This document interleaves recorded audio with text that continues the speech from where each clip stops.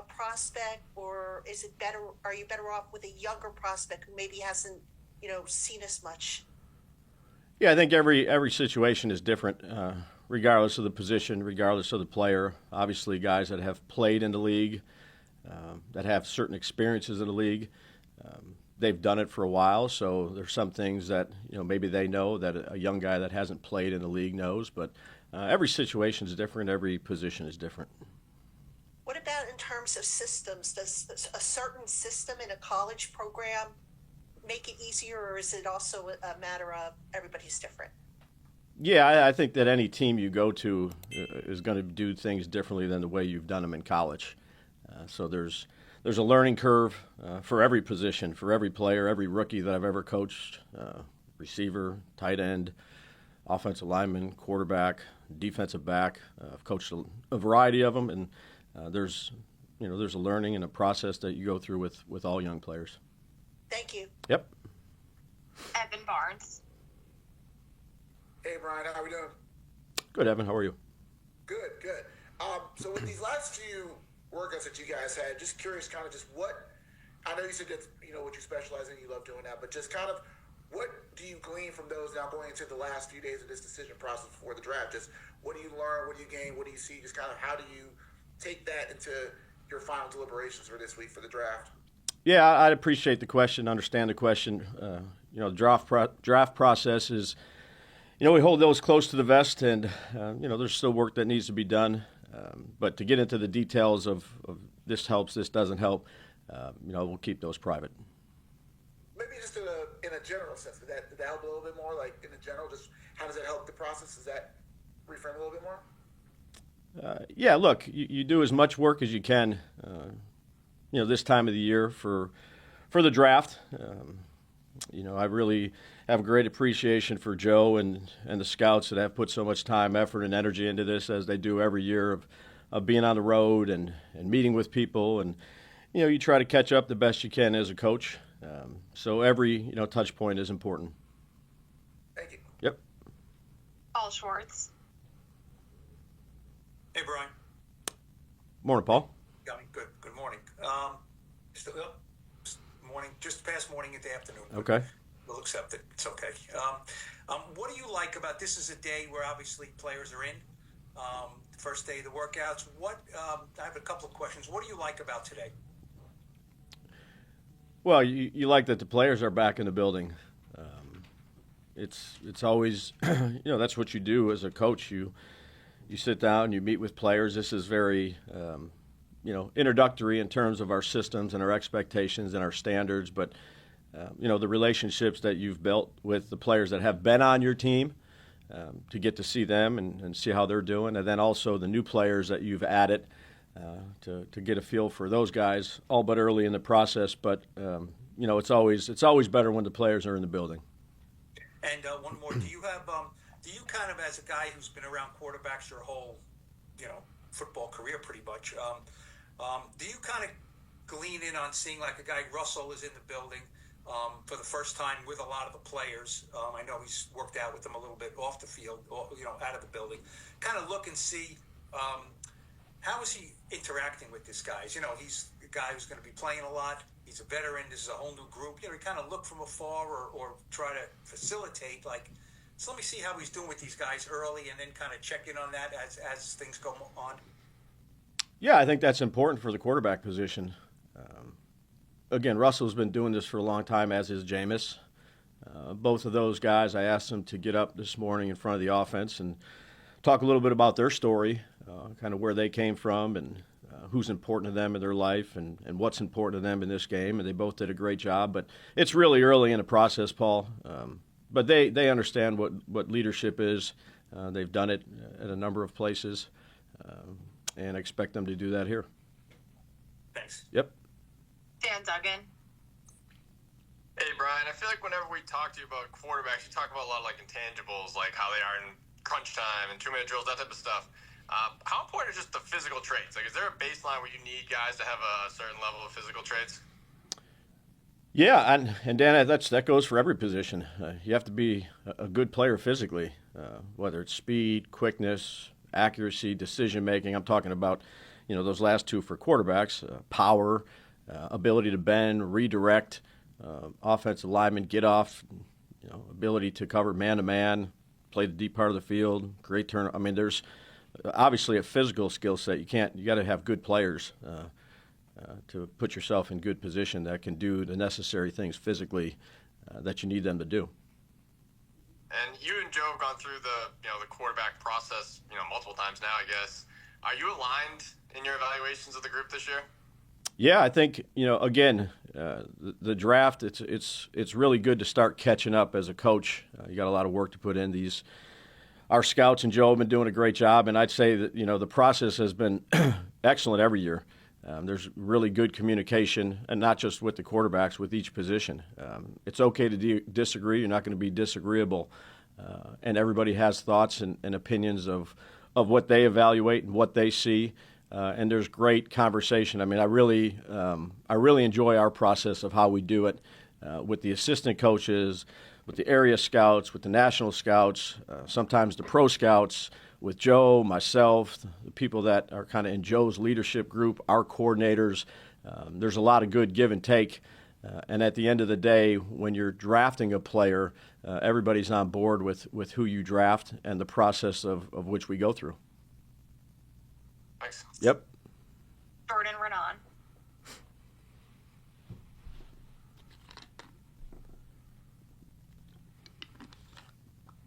Got to unmute myself here. Hey, Brian. Gotcha. What's going on? How we doing? Every year you come in there, I'm sure you have like a message to the team, a big overarching message. I'm sure it varies by year a little bit. What was your message to this group this year? Yeah, it's early, Jordan. It's phase one, so we're really our strength coaches are speaking to our team. Head from departments are speaking to the team. Different departments. Could be nutrition, could be sports psychology, could be the training room, media relations, myself, and then we break up. One area goes to lift, the other team, the offense stays to meet, then they flip. It's very introductory right now. We're just getting going here in phase one, and look forward to getting to work. And then how do you balance your time, right? Because you have the team here now, and you also have the draft this week. Are you close to being done on the draft side? Like where are you at with that, and how do you sort of split your time there? Yeah, I mean Joe goes all the way up. He'll have a good idea of kind of what we're going to do, but there's conversations still to be had. But as a coaching staff, myself and the assistant coaches, from the players that are in here, from when they get in here to 8 to when they're done, all our focus is on our players, who we have in our building.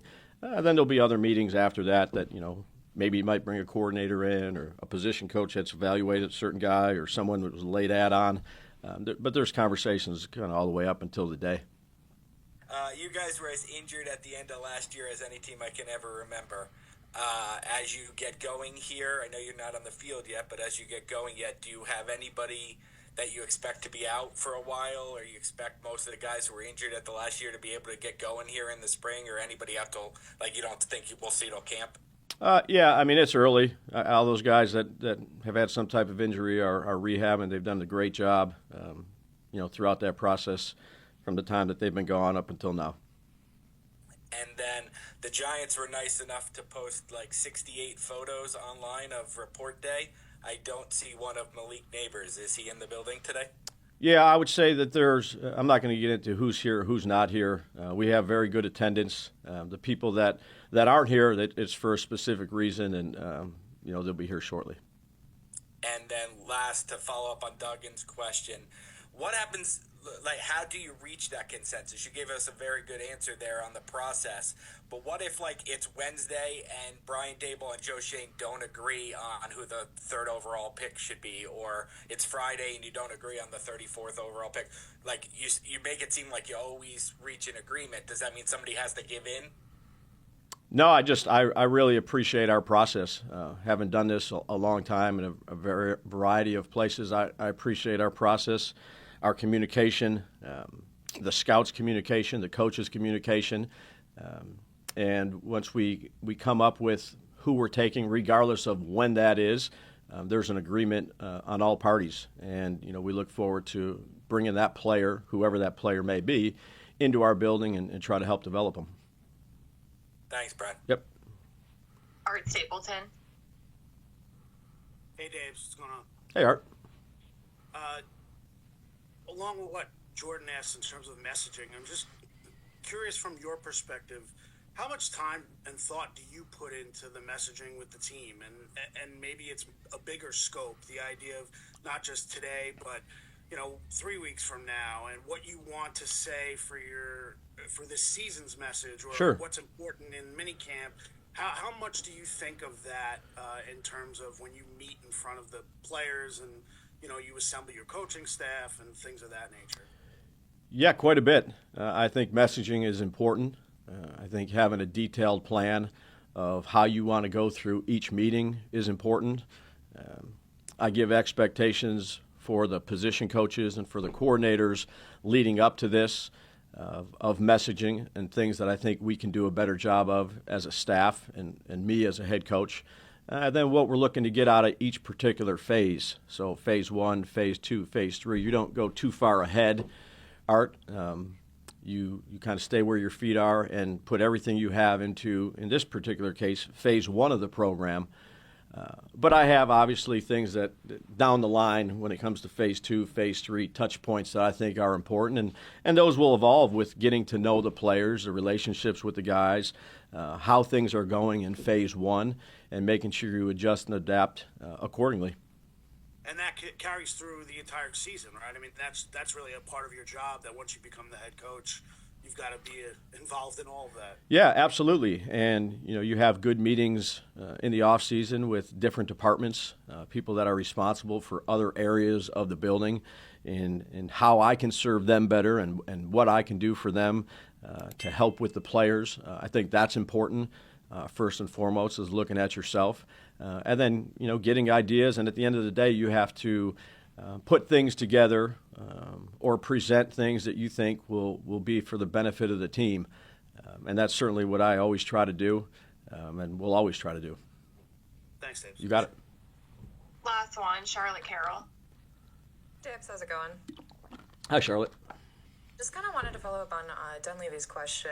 I guess, what are the conversations like when there is disagreement on a prospect and if you guys aren't aligned on someone, especially kind of, Joe said last week, I think he's tasked with making the final decision on a player. It's just that, Charlotte. You just have good conversations. I mean, you are together all the time, and you've been together for a long time. So, again, it's like getting ready for a game. People are going to throw ideas out, plays that might not necessarily be, something that you had in mind, and then you open to listen and say, oh, I see it that way.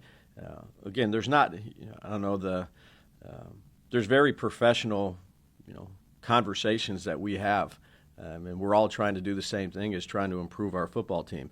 And at the end of our process, whatever that may be, regardless of the position, everybody's entitled to give their thoughts and opinions, which I think are important.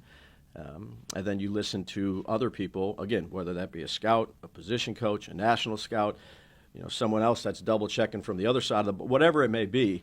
It's professional conversations, and you come up with, the person or persons that you think would be good in that spot, first round, second round, third, whatever it may be, and you come to a consensus of this is the player that we want, or players, because you're going to have multiple players based on what happens in front of you, and it's a process that I believe in. I got a lot of respect for everybody's thoughts and opinions and the work that they put in. You put a lot of work into this. And at the end of the day, you have your conversations and you come up with, a certain amount of players that you would pick in each of those areas. But it's a very good process. I enjoy it. It's a lot of work. The conversations that we have, Joe and I listen to, a number of people, and then at the end of the day, we'll have a conversation and, pick the player we think will best be suited for the New York Giants.